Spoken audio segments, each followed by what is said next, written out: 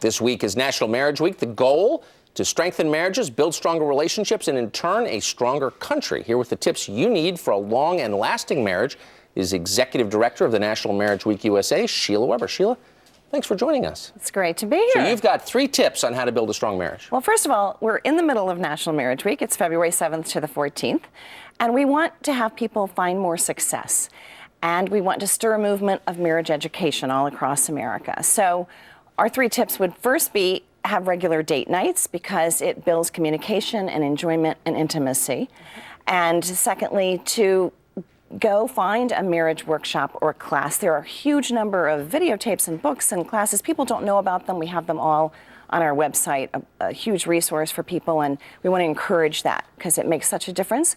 And third, in the middle of that date night, use words of affirmation and find ways to express appreciation. So if you're going out on a date night, don't have it be the time where you're just managing your family planning and bringing some of your conflicts into that evening. Have it be a time where we have tips on how to have a great date night. This week is National Marriage Week, which is focused on strengthening the relationships between couples and helping lower the divorce rate. First Things First of Greater Richmond's year-round focus is on strengthening all family relationships. The Executive Director, Truan Huntley, is back with us today. Hi, Truan. Good to see you. Hi, thank you so much. I'm glad to be here. This week we want to talk about couple relationships. And I mentioned right at the beginning that being married can help you live longer. That's an amazing statistic. It is. We find that married couples tend to have a higher rate of happiness, have a higher financial stability, and their children do better as well. So there are a lot of benefits to marriage. So a lot of real trickle down. You've got some workshops going on. You've got an ongoing one that's going on through the early part of March. Tell us a little bit about that. It's called It Takes Two, and it's a great seminar that looks at various aspects. We look at your love language, how to share love with each other. A lot of times you think you're saying I love you to your spouse, and you come to realize they haven't heard it because that's not how they receive love. That's a hard one my husband learned 4 years into marriage, that we weren't speaking each other's love language. People's attitudes about money are different, and we teach you how your attitude towards money can affect how you discuss budgeting and planning and that kind of thing. We have a talk about intimacy and what the needs of men and women are and how they're different and how we need to be aware of that. We cover a wide variety of topics that all encourage a couple to come together and work better. We are back, and we have gathered our family together here because this is an important segment, and I think it's going to spark some lively conversation.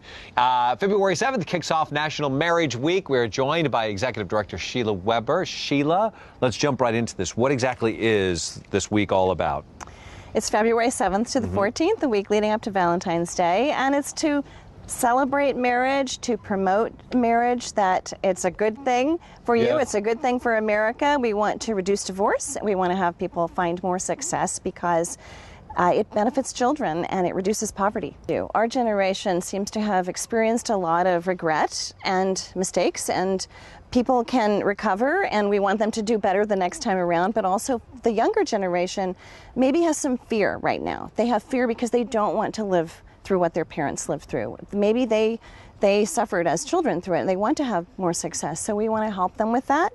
But there's also a growing movement toward long-term cohabitation, which I want people to realize it doesn't always give you the stability that you are hoping for and the commitment level. In fact, 70% of those who cohabitate do break up, and 20% marry and then later break up, so only 10% really ends in lasting marriage. Wow. You know, my parents married 61 years, and were, there are times that was bumpy, and but they worked through it. They stayed in it. Many